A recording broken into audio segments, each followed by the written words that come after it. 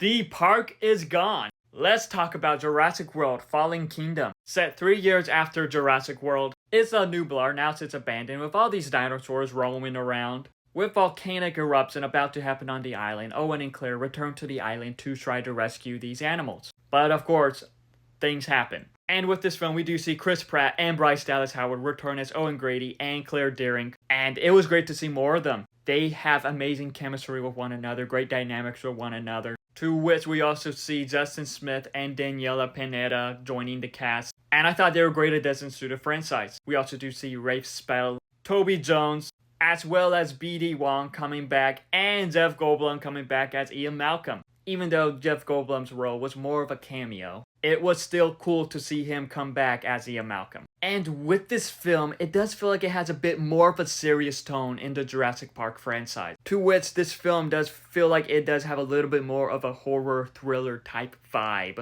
especially later on in the film, and I thought that was very unique for the franchise. But with this film, I've seen it get a lot of negative reviews, and this is one I'm kind of mixed about, I'm not gonna lie. Like, along with its horror thriller vibes that this film has at times, and with the serious tone that it has at times, this does feature one of the most gut-wrenching, heartbreaking scenes, and it did very well with that, because it's heartbreaking to watch.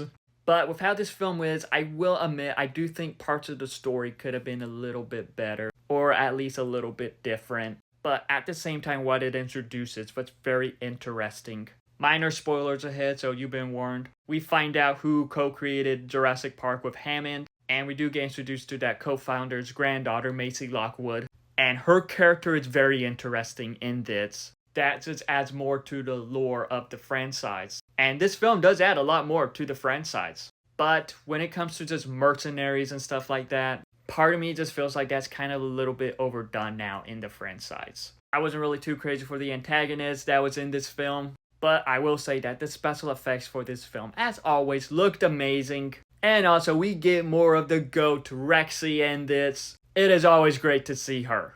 I will admit, this did go into a different direction than I expected with how the last film left off. But it is one that I thought it was okay, because it does have its dino moments, it does have some brutal dino moments. But with what it did, creating another dinosaur again, the Indoraptor, it could have been better with that. At least we got more of Blue, the raptor that Chris Pratt character trained. Overall, with Jurassic World Fallen Kingdom, I thought it was just okay. While it could have been better, it was still a unique one in the franchise. As I mentioned, this does have a bit more of a horror vibe at times, and it worked. But have you seen Jurassic World Fallen Kingdom? If so, what are your thoughts on it? Let me know in the comments below, and follow me for more.